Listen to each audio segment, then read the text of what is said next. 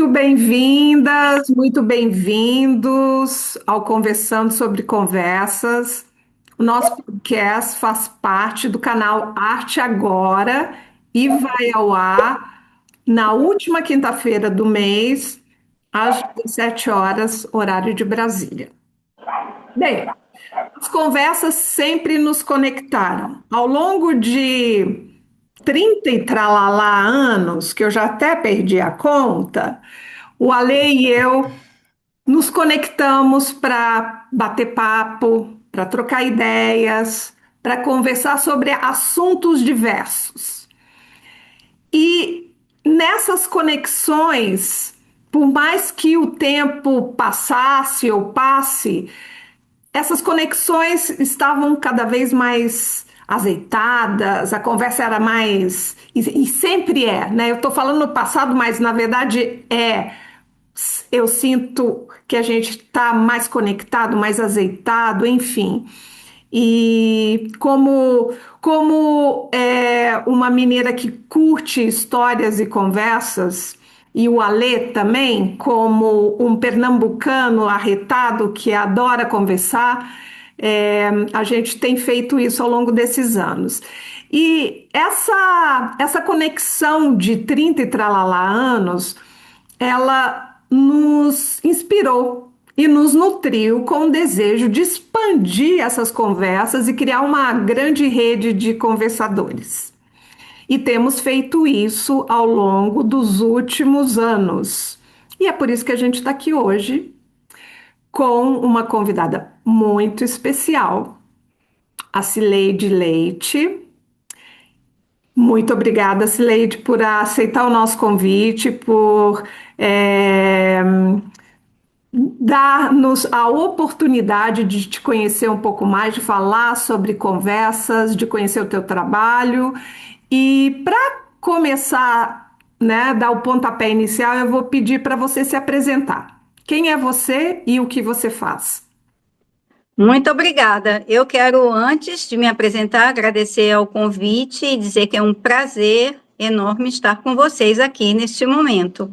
Realmente é emocionante.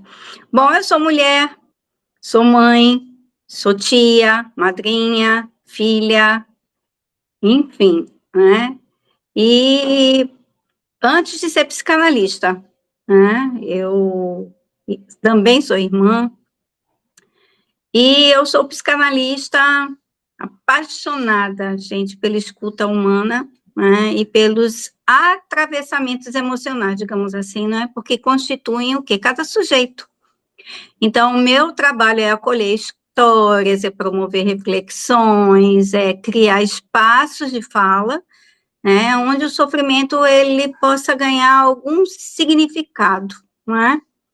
E, bom, além da clínica, eu também desenvolvo conteúdos para treinamentos, todos voltados para a saúde mental, também atuo como implementadora agora da nova norma NR1, né?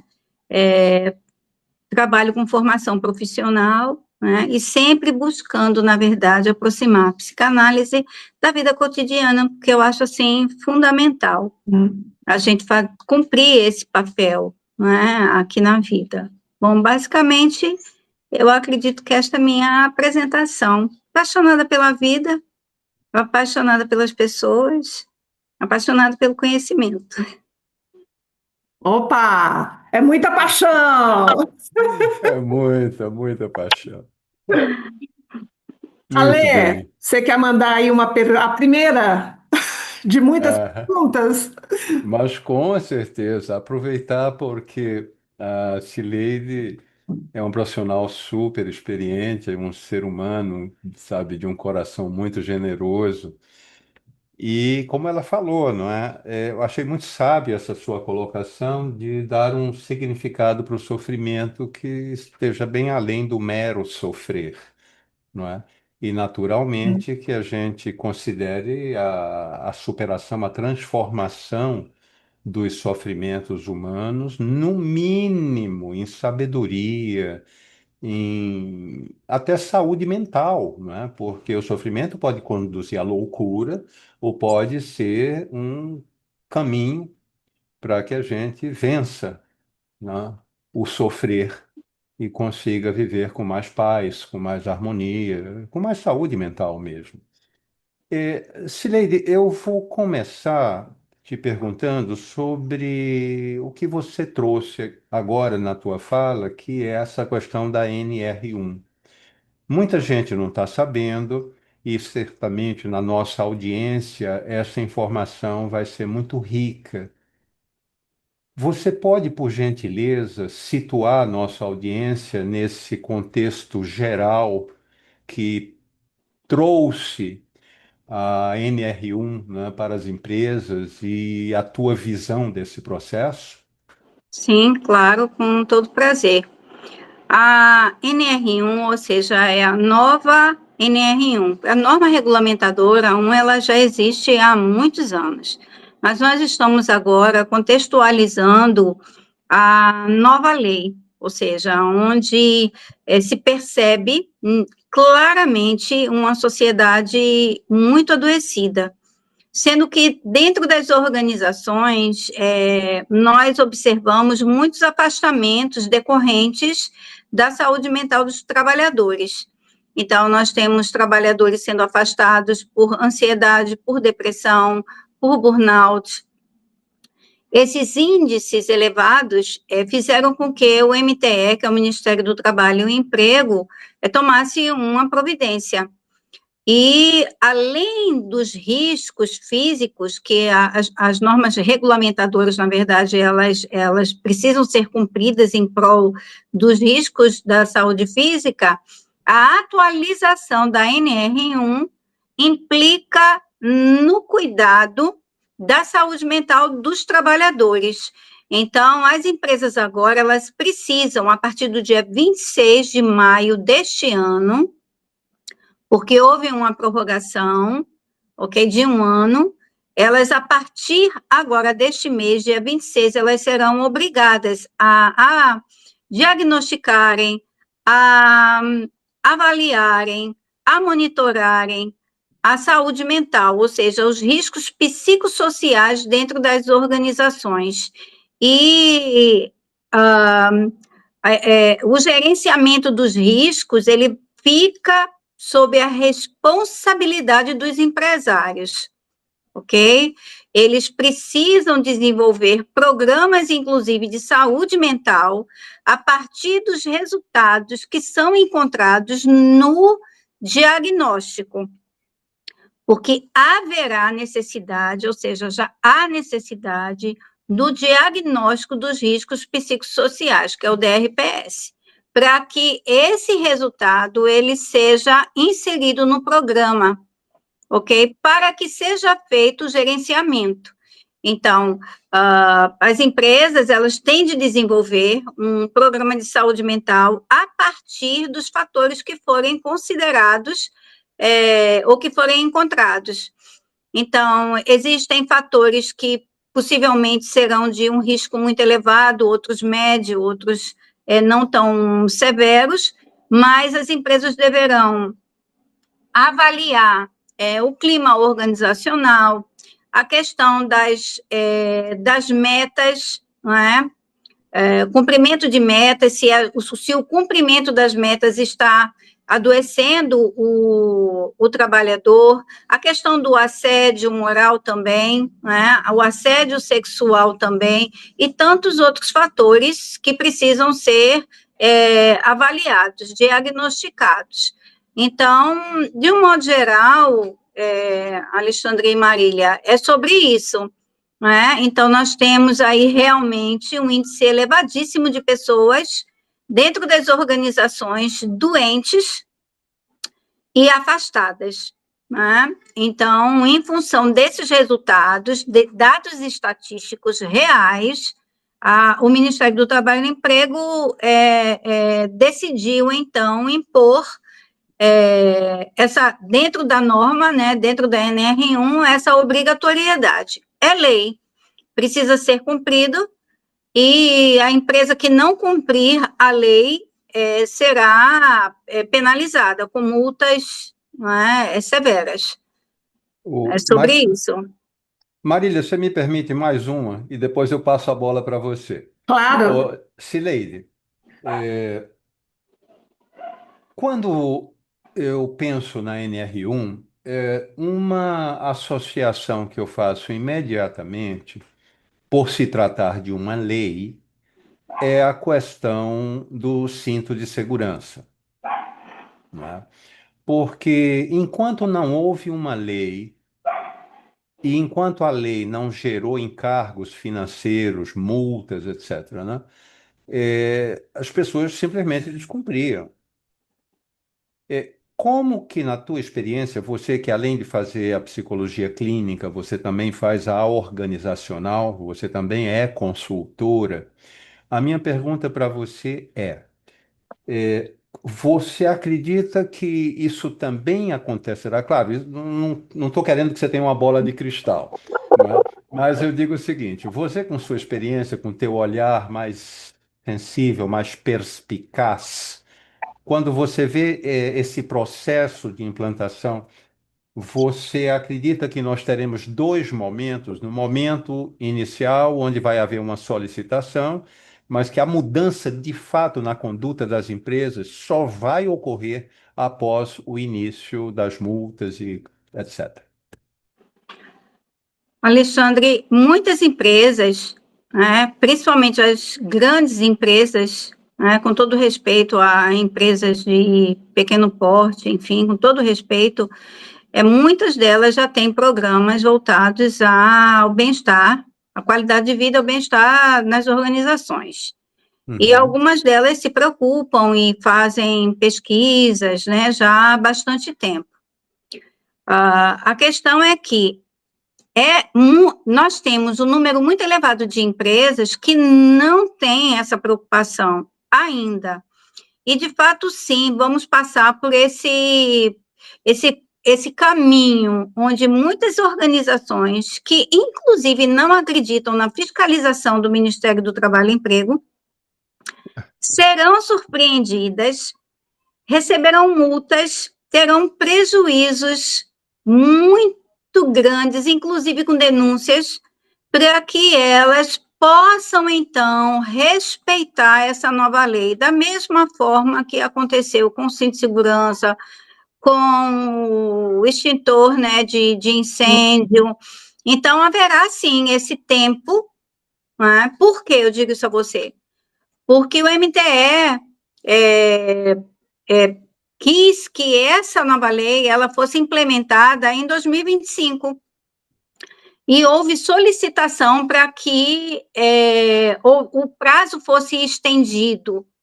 Foi autorizado. Em 2026, muitas organizações pediram novamente que não houvesse já a implementação, que fosse concedido um novo prazo, justamente por quê? Porque não se prepararam. Sendo que desta vez, deste ano, o MTE não acolheu a solicitação. E agora nós temos muitas empresas que estão correndo contra o tempo e muitas outras que ainda estão ignorando. Isso aqui é uma verdade. Infelizmente, aqui no nosso país, as pessoas precisam primeiro sentir a dor, né, financeira, o prejuízo financeiro, para depois tomarem providências. Né? Então, em Ok. caso de demissão, havendo a denúncia, enfim, nós sabemos de muitas denúncias já, e isso pode tomar realmente uma dimensão muito maior para as organizações. E aí, com o tempo, todas as empresas vão sim, elas vão respeitar, né, essa nova lei e vão cuidar dos seus colaboradores, vão cuidar bem dos colaboradores, né, porque há necessidade de cuidar das pessoas. Né? As pessoas trabalham, as pessoas têm muitas demandas, né? Então existem muitos desencontros dentro das organizações, muitos líderes que, infelizmente, ainda hoje não têm a postura de liderança e provoca adoecimento com sua postura, com suas falas, com suas cobranças, enfim. E o funcionário, ele precisa, sim, ser respeitado. Muito interessante isso, né? Mas eu gostaria só de fazer um comentário, Cileide, que você falou, infelizmente no nosso Brasil, né, no nosso país, mas eu sinto que isso não é um privilégio, entre aspas, do Brasil. Qualquer país, salvo aqueles que estão acima, né, já passaram. Tipo, sei lá, os países nórdicos, mas a maioria acontece, passa pelo mesmo processo, né? Existe uma pressão e a partir dessa pressão as coisas mudam, a pressão legal, né?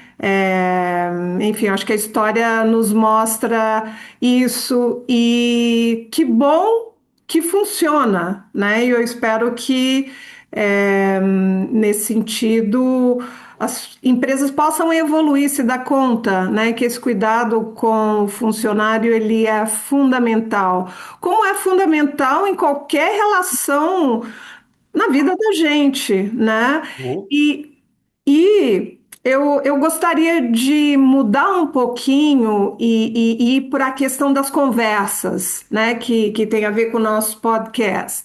E te perguntar o seguinte: como você definiria o papel das conversas no teu trabalho como psicanalista, como professora, como consultora? Oh, excelente pergunta, não é? Muito boa. Então, assim, é sempre quando há uma troca. Eu sempre penso dessa forma. Se existe uma troca, se existe uma escuta, se existe uma possibilidade de transformação, se existe diálogo, se existe presença, sem a necessidade da pessoa estar pensando em performar, perfeição, enfim.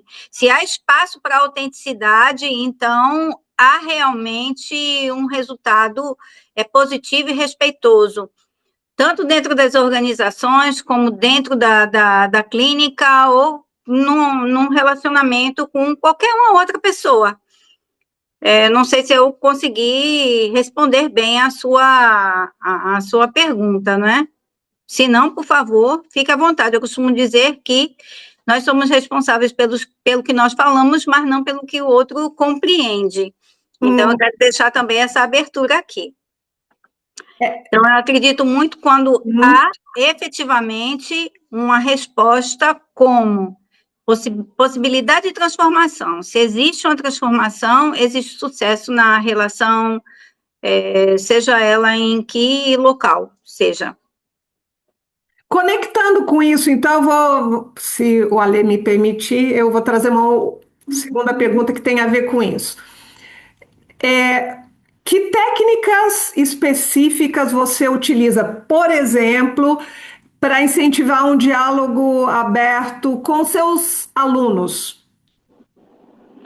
Bom, eu sou autêntica e eu sempre espero da parte deles também a autenticidade. Mas a técnica que eu ofereço é de escuta. Por quê, Marília? Nós sabemos o quanto as pessoas elas estão necessitando de serem escutadas. Existe na nossa sociedade, nesse momento, muita fala, muita fala agressiva, inclusive as pessoas não param para escutar o outro. Então, a técnica que eu ofereço na sala de aula, dentro das organizações, como na clínica, eu levo a técnica da clínica para a vida. Então, eu priorizo muito a escuta. Eu quero que o aluno ele se reporte com liberdade com relação ao que atravessa, ao que lhe atravessa, não é? Ao momento dentro da sala de aula, porque nós não sabemos como a nossa palavra, ou como o nosso olhar, ou como a nossa postura atravessa o outro. É verdade. Percebe? Então, eu deixo essa abertura, eu dou essa abertura para o meu aluno. Ele fala, eu escuto com muita atenção e a gente consegue realmente fazer com que a aula flua muito bem, em termos de segurança do aprendizado, em termos de troca, né? Porque eu também aprendo muito com o meu aluno. Eu não estou ali para ensinar, eu estou ali para contribuir com o aprendizado, com as descobertas. Então, eu sou essa agente de transformação, de mudança. Eu mostro o caminho, eu oriento, mas eu não me coloco como a dona do conhecimento, porque eu não tenho conhecimento sobre absolutamente tudo nesse mundo, né? Eu tenho uma formação, obviamente, mas existem também pessoas que trazem percepções diferenciadas e a gente tem de respeitar essas percepções e avaliar e analisar, e aí a gente vai trocando e todos nós vamos crescendo. Então, essa é a minha técnica de escuta, sempre ativa e respeitosa. Eu faço com que o meu aluno, ele consiga perceber que eu sou esta profissional, esta pessoa, que não tenho nenhum tipo de restrição com relação à fala deles, com relação a absolutamente qualquer aspecto, né? Porque eu entendo que a minha palavra pode atravessar. Indo nesse caminho, Cileide, você comentou, e é um fato, a gente está numa sociedade onde a maior parte das pessoas tem muito foco na fala e pouco tempo, pouca paciência, pouca intenção de escuta. E eu concordo com você que esse, para mim, é um dos desafios mais robustos que a gente tem nas relações humanas de um modo geral. Porque a gente está falamos, por exemplo, da NR1 dentro das empresas, mas eu acho que haveria necessidade de uma NR1 dentro das famílias, dentro das comunidades, porque o mesmo tipo de problema, ou se não for o mesmo, problemas muito semelhantes, a gente encontra, por exemplo, numa família, dentro de uma família onde há pouco respeito, onde o pai grita, ou a mãe e a criança, enfim, né? Mas onde eu quero chegar? Aproveitando essa mesma pergunta da Marília, o que eu pergunto para você, Cileide, é o seguinte: além dessa postura de escuta respeitosa que você brinda os teus alunos, os seus clientes dentro de organizações, enfim, como você tem um caminho que você utilize para suscitar, estimular as pessoas a elas começarem a escutar? 3. Então, Alexandre, eu mostro às pessoas a importância delas ouvirem, e não apenas responderem, se posicionarem de forma como se estivessem numa disputa de razão dentro das organizações, porque isso é muito comum acontecer. Então, eu mostro às pessoas a importância da escuta, a importância de observar os movimentos, né, cada fala, cada olhar, cada expressão. Então, eu, dentro de uma organização, eu sempre promovo, né, uma reunião para falar sobre essa necessidade. Ok. É assim que eu atuo. Quando eu percebo que não existe realmente um entendimento e que perpassa por um momento onde não há reconhecimento, não há diálogo que venha transformar, e que o que há realmente é uma disputa de razão. Então, nesses momentos, eu tento, mostrando, inclusive, aos gestores, não é? Como a gente deve retomar a escuta, mudar o tom, compreender o que está por detrás de uma determinada tensão, e dessa forma eu faço com que eles percebam o quanto é importante a escuta ativa, falar menos, ouvir mais, observar mais, para que eles possam, dessa forma, também orientar bem as pessoas. E dessa forma Bacana. também eu ajudo. Eu faço um trabalho em comunidade, eu participo do centro terapêutico comunitário e nós realizamos, às vezes, reuniões com mães, com as pessoas, né? Pessoas que realmente não têm condições não têm condições financeiras para o pagamento de uma terapia ou de um tipo de orientação. Então, nesse centro terapêutico, nós promovemos reuniões. Então, quando eu escuto a queixa, e a queixa normalmente é sobre essa intolerância, não é? A falta de diálogo, essa intolerância, ela vem realmente pela falta de diálogo, porque não se percebe a necessidade do outro. Então, eu mostro o quanto é importante parar e ouvir e perguntar, inclusive, qual é a necessidade da pessoa. Porque você só vai poder atender a alguém quando você sabe qual é a necessidade do indivíduo. Então, nós não podemos simplesmente supor que alguma coisa é necessária, ou nós não Claro. podemos achar que o outro vai adivinhar. Se você me permite, como você falou sobre famílias, eu vou trazer aqui na nossa conversa um exemplo que eu gosto de dar. Eu Legal. sempre peço às pessoas que levem em consideração. Como eu trabalho muito com mães, eu digo: você, mãe, está sobrecarregada. E você trabalha o dia todo, você chega à sua casa cansada e você precisa, naturalmente, varrer a sua casa por conta do dia seguinte, preparar o jantar, preparar o almoço, você já se preocupa com o café da manhã e você tem roupa também para organizar e você olha em volta e você vê um filho ou uma filha ou seus filhos sentados utilizando o celular, ninguém se oferece a lhe ajudar.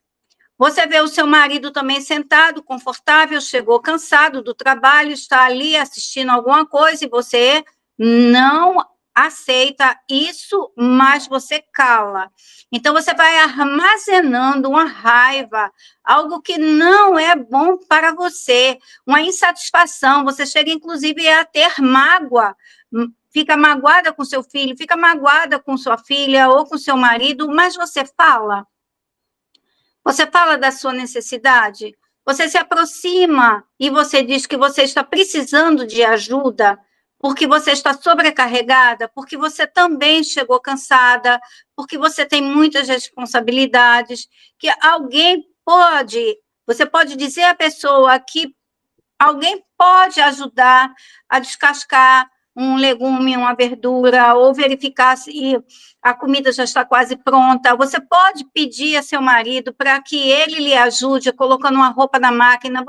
Você fala sobre a sua necessidade, porque você não pode simplesmente achar que Hum, porque você está sobrecarregado e porque você está fazendo tudo isso, ok? A pessoa, né, por si só, seria muito bom que a pessoa tivesse consciência. Mas se não existe essa consciência, você não pode considerar que ela por si só vai achar que você está precisando de ajuda. Então, você precisa falar da sua necessidade.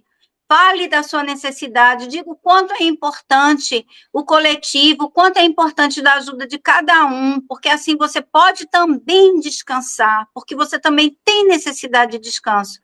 E aí você vai, obviamente, receber uma resposta dos seus familiares, né, do seu marido, dos seus filhos, e você começa, então, a mudar a postura das pessoas, porque você falou.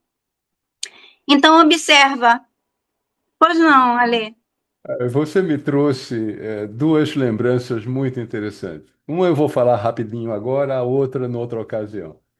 Que é o seguinte: na minha casa com meus filhos, eu criei, são casamentos diferentes, eu tenho dois filhos, mas a regra número um, desde ainda eu acho que estavam no berço, mas eles já aprenderam a regra número um. Um ajuda o outro. hum, Não importa qual atividade, se o outro está trabalhando, eu estou aqui, no mínimo, eu me ofereço para ajudar. O outro pode até não querer, é um direito que lhe assiste. mas essa conduta colaborativa que você traz através dessa questão sua, que lamentavelmente é frequente nos lares, nas situações onde predomina uma cultura mais masculina, a dificuldade de se solidarizar é cruel. É cruel. Perfeito. Que bom que na sua família a postura é diferente. Sempre foi diferente, não é? Porque Uhum. normalmente não é assim. E dentro das organizações, né, continuando aqui a nossa fala, dentro das organizações, da mesma forma, eu busco mostrar às pessoas que quando elas têm uma sobrecarga, por exemplo, sobrecarga de tarefas, porque isso inclusive faz parte da pesquisa no diagnóstico da NR1, que é o fato de alguém ter uma sobrecarga e alguém ter uma sub. Então, dentro da organização, se você está sobrecarregado, se você tem muita demanda, você pode informar que você está realmente com muitas responsabilidades, que em função dessa demanda elevadíssima, você não está conseguindo cumprir determinados prazos, ou seja, observa o quanto é importante o outro parar e ter uma escuta, mas também quem se sente sufocado, prejudicado, seja dentro de casa ou dentro da organização, ter esse espaço, ter essa abertura.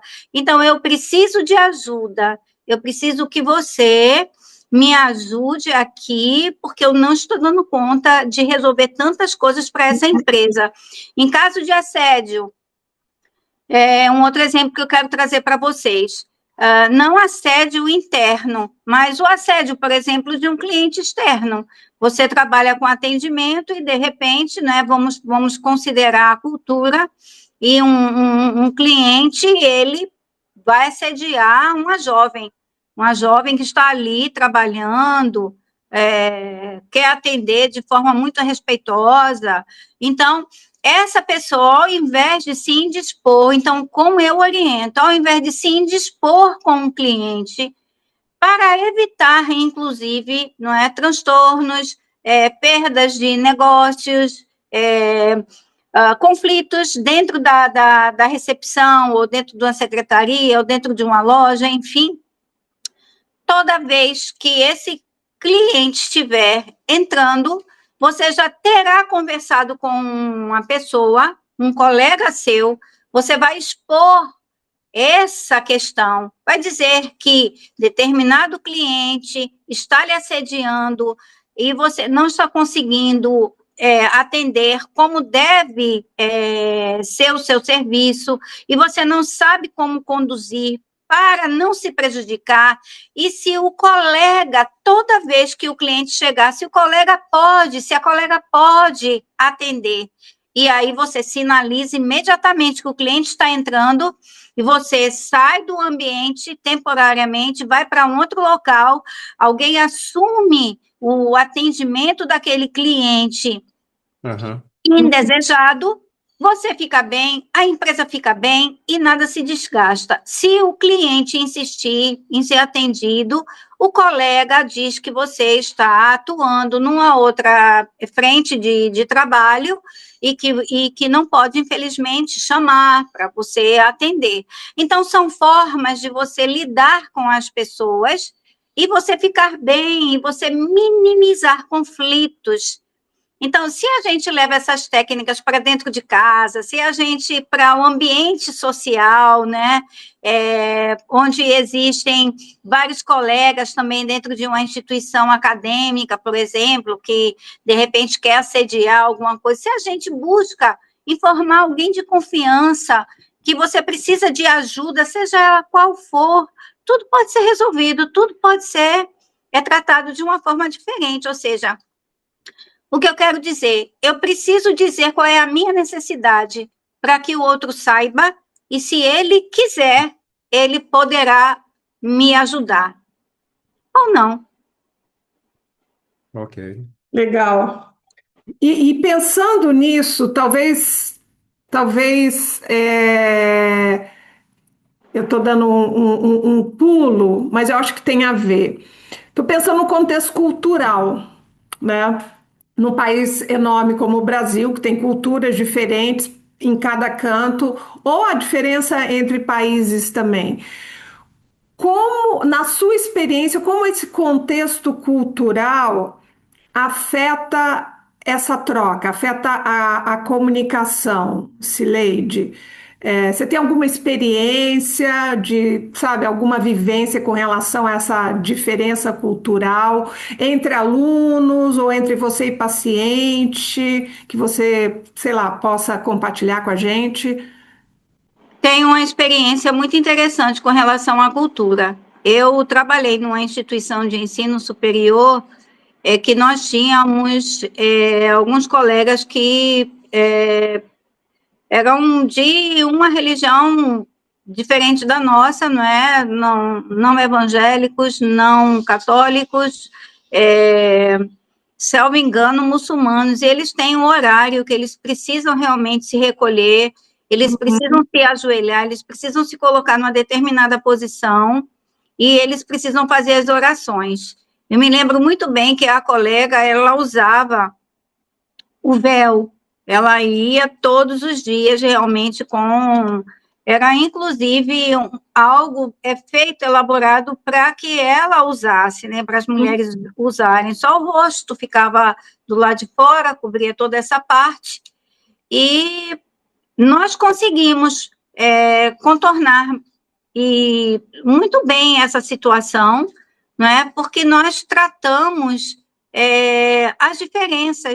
as diferenças culturais. Então, nós, inclusive, no horário que ela precisava fazer a oração, veja como coisa linda, essa é uma experiência positiva que eu tive.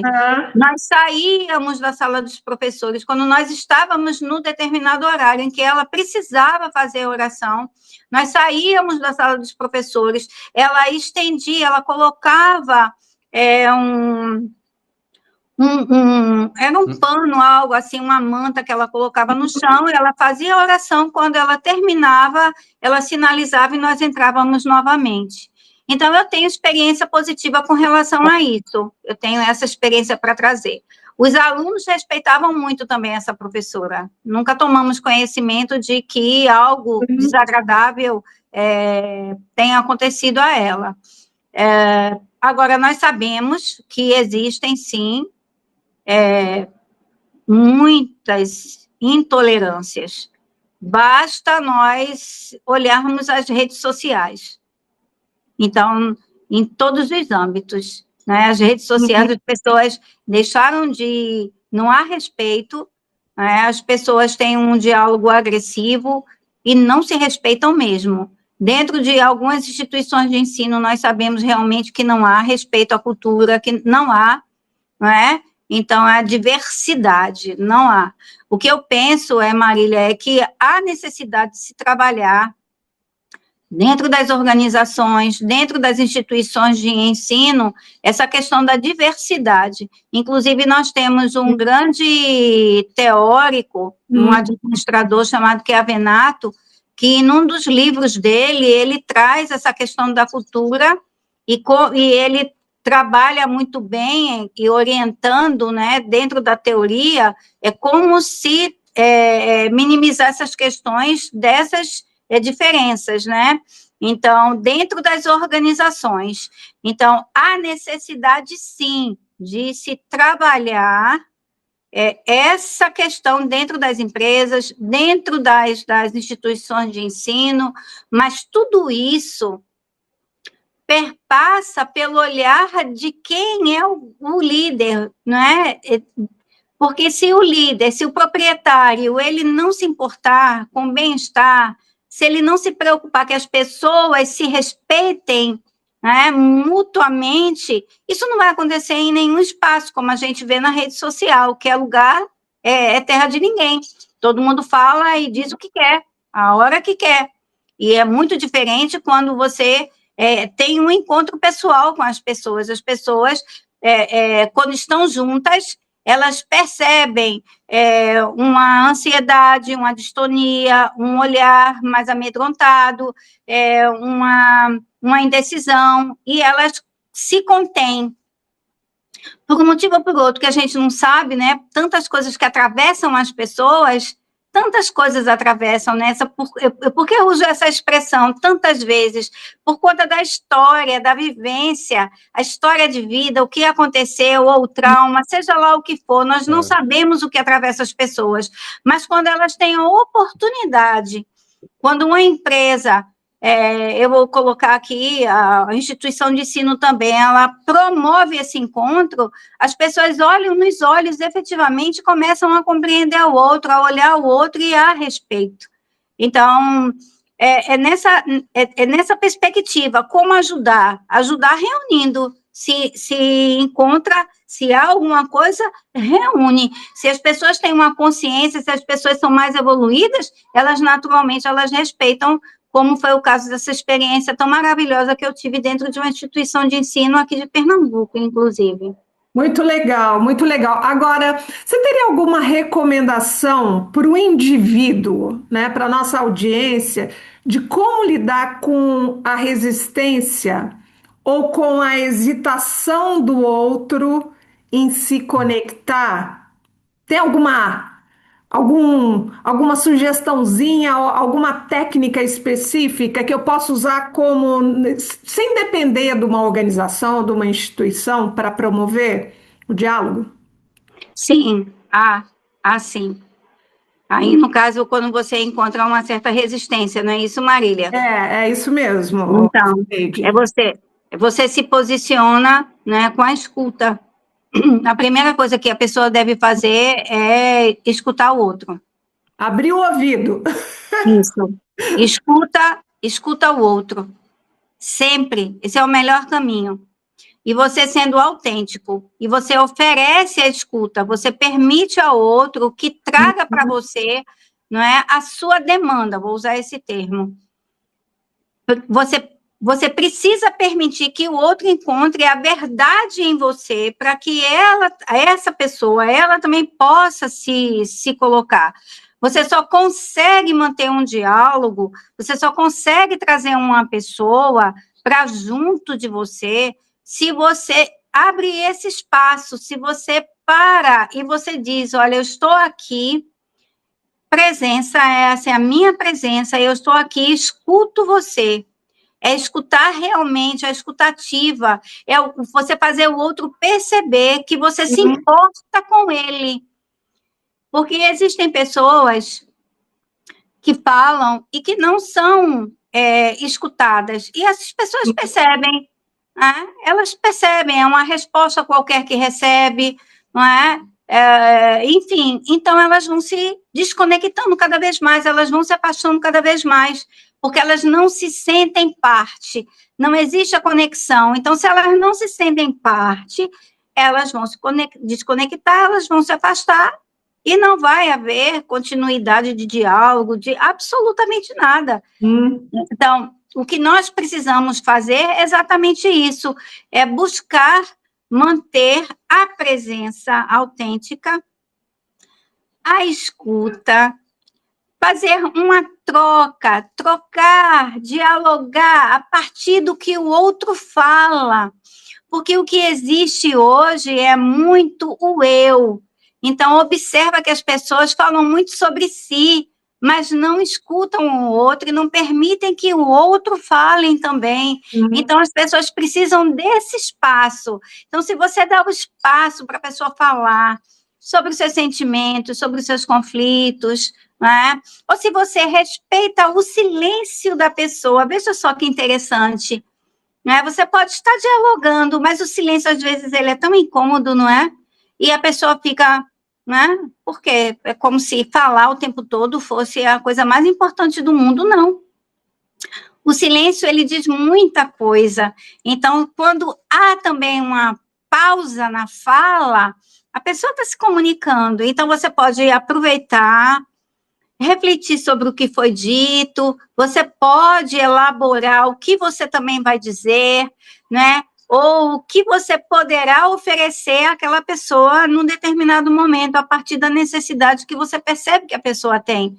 Então, essa falta de oportunidade de escuta vem afastando muitas pessoas, porque todo mundo quer falar, fala sobre si, sobre si, sobre si o tempo todo.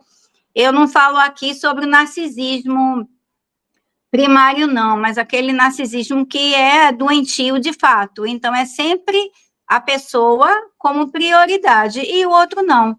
Dessa forma, não existe aproximação, não existe conexão, não existe diálogo, não existe nada. Absolutamente nada. E Então, essa é a dica: é parar, ouvir, prestar atenção no que o outro fala, ok? E dialogar a partir do que o outro está te entregando. Aí a pessoa vai perceber que ela realmente está presente e que você está presente. Essa presença mútua, né? Eu estou presente, estou com você aqui. Esse momento estamos nós aqui. Como agora, Marília, nós estamos aqui, estamos presentes uns com os outros. Percebe? É Hum, isso que tem que ser oferecido aqui fora, nessa vida louca aqui também, não é? Do lado de fora, eu fico fundamental. pensando, às da vezes, telinha. que a escuta é um passo fundamental no processo de inclusão social. Se não há escuta, não há inclusão, não é? Eu fico pensando que muito do conteúdo que a gente está discorrendo, esses temas super relevantes que você tem trazido, Stileide, acredito eu que seriam enormemente facilitados se já constassem da grade pedagógica, didática, não é? Nas escolas do primeiro grau, não é? Termos aulas que ensinem empatia, ensinem a comunicação não violenta, porque quando às vezes um adolescente ou mesmo um adulto jovem vem a entrar em contato com algumas dessas informações, a pessoa praticamente está estruturada já, mas se ela pode ter acesso, contato com essa percepção, com 10 anos, com 12, com 14, já chega à idade de um adulto jovem amaciado, não é, pelas práticas que a escola deveria oferecer, não é? Concordo plenamente com você, Alexandre, porque aprender, né, que é essa sua proposta, né? Aprender a ouvir transforma relações. Concordo plenamente com você, né? É essencial, né? É sensibilidade. Tem de aprender a ter essa sensibilidade e a se fazer presente, né? A presença. As pessoas não estão mais presentes Não. em lugar nenhum, quase, né? A grande maioria, pessoas não se colocam, né? A presença realmente, ela está inexistente. Você observa, você vai a um restaurante, as pessoas estão sentadas à mesa e estão utilizando um celular, não estão dialogando. Então, não estão presentes. Com certeza. Efetivamente, não estão presentes. Aquilo ali não é presença, né? E não tem paciência para ouvir. Eu já presenciei várias vezes pessoas querendo conversar e o outro acelera, acelera, acelera, acelera. Eu ouvi isso, acelera, acelera. Ou resume, resume. Por quê? É interessante, eu hoje assisti, eu recebi uma mensagem muito interessante, Hum, inclusive de uma pessoa que já passou por aqui, Marília, um convidado nosso, e ele trouxe uma frase ah, que está na ponta da língua, mas eu não estou lembrando da autora, é uma mulher, que diz que a atenção é uma das formas, é a forma mais genuína e verdadeira da generosidade. Então, é impossível eu escutar o hum, outro se eu não dedico atenção ao outro, se eu não incluo o outro. E uma forma de o outro se sentir incluído é justamente eu acolher, eu dar tempo, dar espaço para o outro. Numa sociedade que tem um lado narcísico que é cruel, como você mencionou, Silene. Exatamente. O narcisismo está muito grande. E as pessoas estão realmente, inclusive, invalidando o outro. É, Né? é. Concorda, Marília? Uma Muito, invalidação. muito, muito. E eu, nesse, pensando nos desafios, né, que nós temos que enfrentar quando estamos conversando e pensando em dicas, de novo, pensando na nossa audiência e aproveitando a sua presença, dicas para a nossa audiência. O que você recomendaria, por exemplo, para, sei lá, eu tenho um assunto ou um tema delicado para tratar, uma conversa difícil.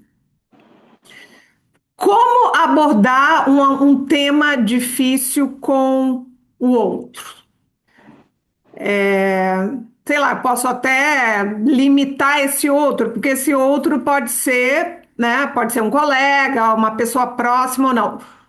Em família, por exemplo, como eu abordo um tema difícil com um membro da família? Você tem alguma dica para começar a conversa ou, sabe, para iniciar o bate-papo? Conversas difíceis são sempre difíceis. Primeiro ponto. Primeiro ponto, né? Ter essa consciência, né? Entender que a gente vive tempos de muita escassez de escuta, eu repito, não é? E excesso de fala. Então, se preparar para esse momento, porque pode acontecer, durante uma conversa difícil, haver um excesso de fala, não é? E uma escassez de escuta.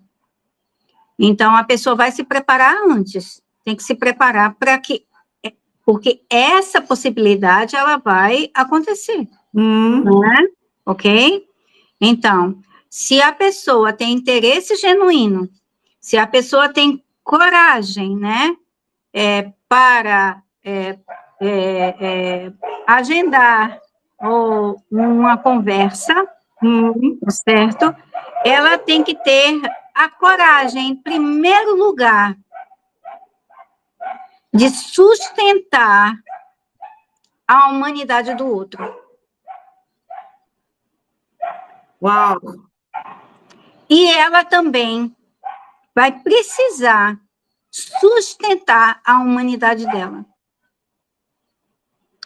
Porque vai ouvir coisas que talvez firam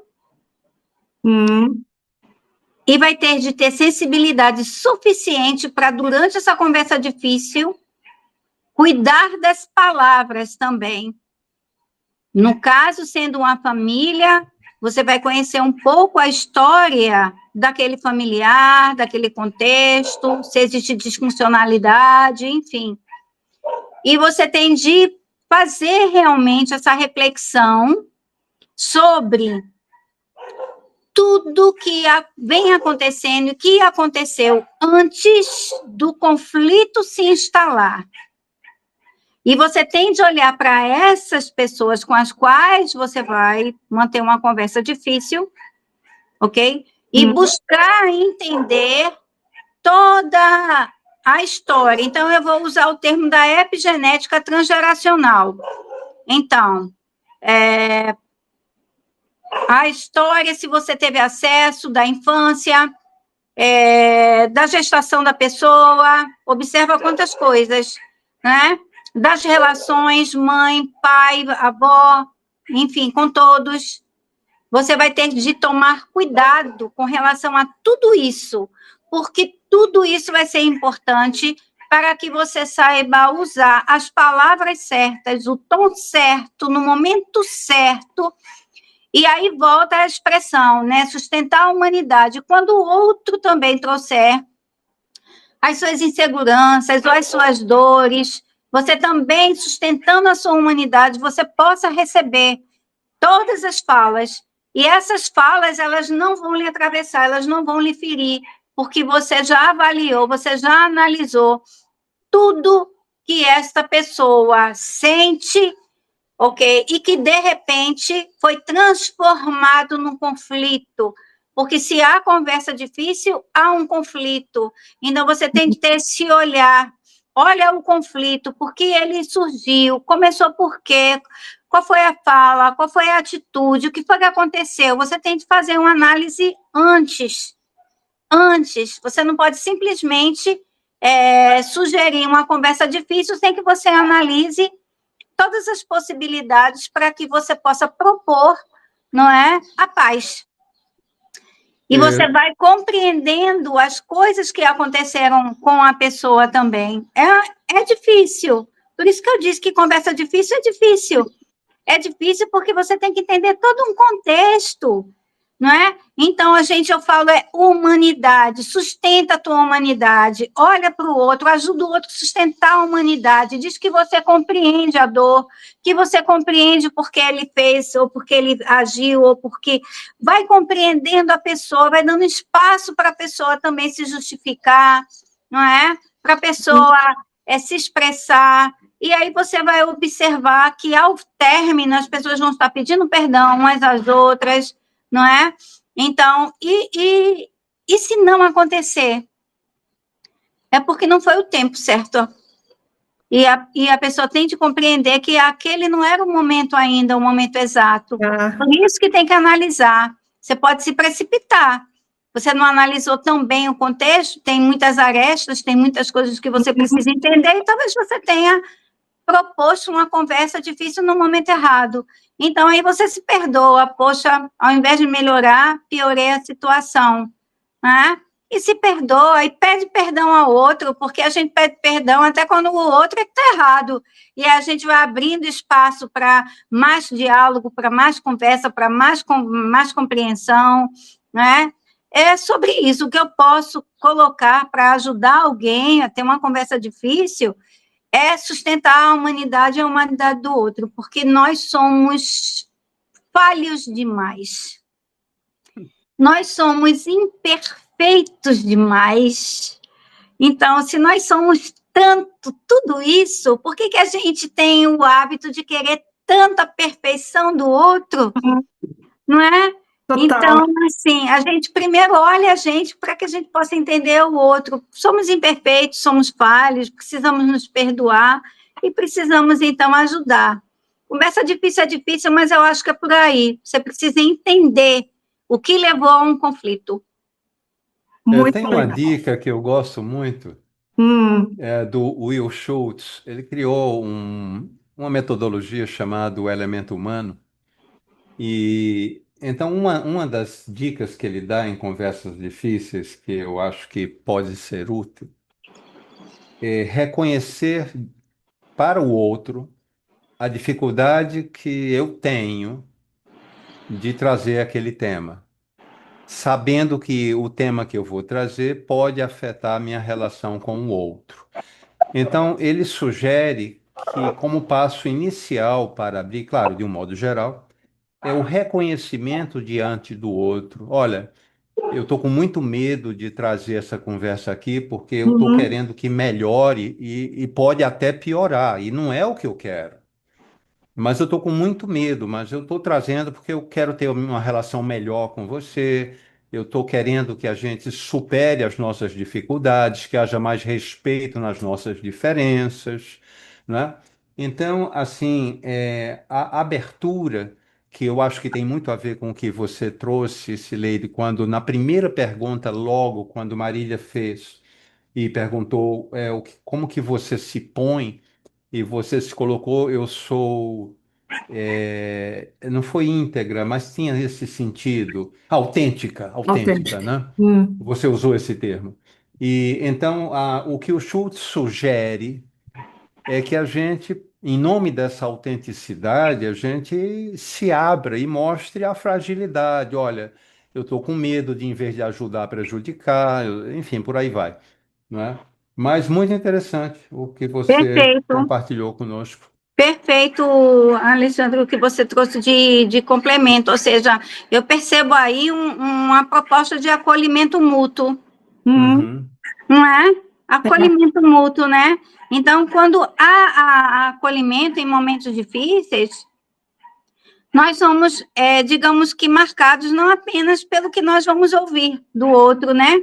Mas pela forma como a gente também vai ser escutado. Então, né? Esse acolhimento mútuo, esse diálogo que você trouxe, né, de inicial, perfeito, perfeito, perfeito. Acho que fica aí a dica, não é, para o início do diálogo, né, o cuidado que precisa ter e o entendimento, né, que a gente é marcado não apenas pelo que a gente ouve, mas também pela forma como a gente é escutado. Eu acho que dessa forma a gente fecha aí, Marília, uma dica bem legal, né, do jeito que você estava se propondo a deixar para a audiência. Amei, amei, amei. Eu acho que, bom, eu poderia ficar aqui conversando, como sempre, né, Ale? Porque a conversa vai. A gente vai Claro. aquecendo os motores, aí a hora que chega, dá uma hora e pouquinho, a gente tá uau, no ápice do bate-papo. Mas, vendo aqui a hora, estamos naquele momento de Fechar. fechar. Tá. Então, assim, Ale, você tem uma pergunta final para Você. a Cileide? Eu fiquei, eu gostei tanto da sua resposta para a minha pergunta que eu nem sei se eu tenho, eu tenho várias perguntas aqui, mas eu acho que fechou muito bem. Eu acho que você deu dicas tremendas para nossa audiência e te digo para mim também. Muito Oh, obrigada. Obrigada a você. Assim, absolutamente demais. Eu adorei o que você falou sobre aceitar a minha humanidade e aceitar a humanidade do outro. maravilhoso. Fundamental. Acho que essa é uma maneira Chave de legal da gente ouro, né? fechar. Fechar com chave de ouro. Agora, mas eu abro para você, Cileide, como nossa convidada especial. Palavras finais, o que que você gostaria de deixar para a nossa audiência? Eu quero reforçar só o que eu já falei, Marília e Alexandre. Eu quero reforçar a seguinte reflexão para todos. Hum, Nós sabemos que nós vivemos tempos de excesso de fala, escassez de escuta, conforme eu falei. Então, eu quero dizer que conversas potentes, minha gente, nascem quando existe presença, interesse genuíno no outro, e que a gente precisa de verdade aprender a ouvir o outro, para a gente transformar as relações. Enquanto as pessoas não cuidarem, né, de exercitarem a escuta, a ouvir o outro, nós vamos sempre ter muitos conflitos com hum. as pessoas, inclusive com as quais nós amamos muito. Então, se eu posso realmente deixar uma mensagem, é que as pessoas, por favor, né, não se excedam na fala, não se excedam, né, escutem mais e entendam que o silêncio fala muito e diz muito, e que uma pausa na fala não significa desinteresse. Nós precisamos também acalmar o coração, silenciar a mente. Todos nós estamos precisando disso. Nós precisamos, inclusive, de mais amor. A gente precisa trabalhar mais essa questão do amor ao próximo. Então, quando a gente lê, não é, amai uns aos outros, é você ter empatia e compaixão pelo outro. Então, se você se ama, então, porque você se ama, porque você quer o melhor para você, ame o outro, queira também o melhor para o outro, porque assim a nossa sociedade é melhor. Veja a importância, né, de amar uns aos outros. Então, a gente se ama, e porque a gente se ama, e a gente se ama muito, a gente vai amar, vai ter empatia e vai ter compaixão pelo próximo. Então, eu gostaria de deixar essa mensagem, né, de paz e de amor para todos que estão aqui, toda a nossa audiência, né? O amor realmente ele é essencial e é o que nos falta. Falta. E a falta é muito grande. Então, a falta que nos falta, qual será? E que cada um possa descobrir a falta que lhe falta. E sabendo que ninguém vai preencher essa falta, né? Ninguém vai preencher a sua falta. É você que vai preencher. E você pode preencher essa falta começando a se amar, olhando para o outro e amando também. Excelente, excelente. Amei. Quem amou? Eu amei estar com vocês. Foi um prazer, está sendo um prazer estar com vocês. Essa oportunidade maravilhosa de conversarmos. Gente, olha, que delícia, que maravilha. Como eu amo conversar. É Amo. bom demais, né? Nós também. Aham, com certeza. Muita gratidão por sua presença conosco, Cileide, por você compartilhar seu conhecimento, sua sabedoria, seu amor, não é? Você falando, fica muito nítido que você ama o trabalho que faz, você faz por amor, e uma bênção poder estar com você, contribuindo aqui para o nosso aprendizado e da nossa audiência. Um privilégio, Um um privilégio, um privilégio. E privilégio. assim, terminar o sábado dessa maneira, eu saio daqui inspirada, né?